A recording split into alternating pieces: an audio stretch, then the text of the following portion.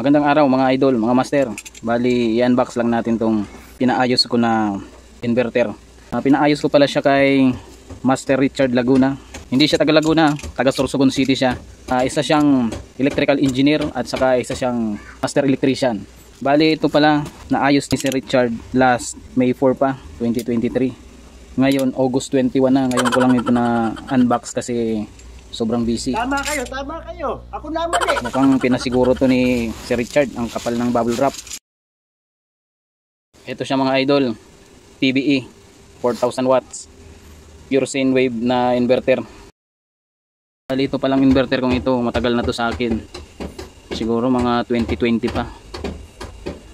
Ilang taon ding nagsilbi sa akin, kaso nung bumagyo di ko alam kung nabasa kasi nakita ko to medyo basa. Okay, magtitesting na tayo. Nandito pala ako sa aking tindahan. Ito yung piso wifi ko at ito yung 5 car wash. Tapos yan, piso wifi nakasaksak yan sa battery. Itong battery ito, nabili ko ito. Mahina na daw yung battery niya sa e-bike. Yung pala, hindi lang balanse yung mga baterya. Pag hindi kasi balanse yung mga baterya sa e-bike, pag umarangkada ka, babagsak agad yung voltahe, no?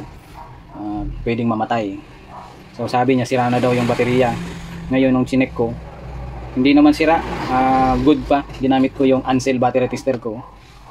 Healthy naman yung mga battery, kaso hindi lang talaga pantay-pantay yung voltahe. Kailangan lang i-equalize. Hindi kasi siya gumagamit ng battery equalizer na pang lead acid, na pang e-bike. Hindi nila alam. Ngayon, nabili ko to sa halagang 800. Ayan, gumagana pa. Ang solar panel nito is 200 watts lang. Tama lang to para dito sa piso wifi ko.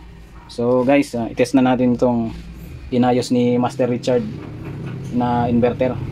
Tingnan natin kung okay na ba.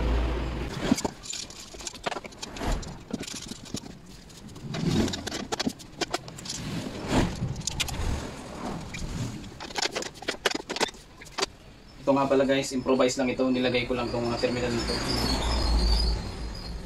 Nung pagkabili ko pa lang kasi nito, bahala ko na talaga itong gawing solar generator. Kasi may case na siya. So nilagyan ko na lang ito. Para dito ko na lang kakabit kung sakaling kailanganin ng inverter.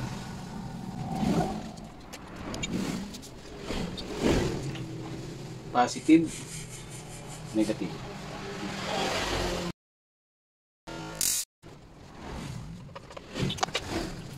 Okay, try na natin i-on.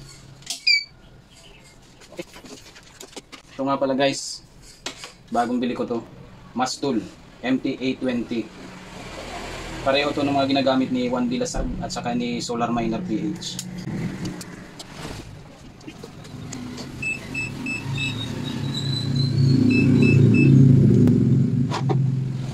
Guys, 219 volts.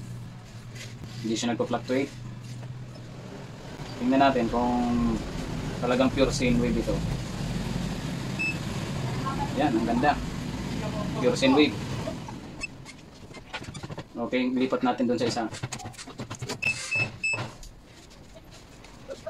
Pareho, stable yung output. Okay na guys. Testing na lang tayo ng load. Testingin natin tong laminator ko. Power consumption 220 watts. Testingin natin.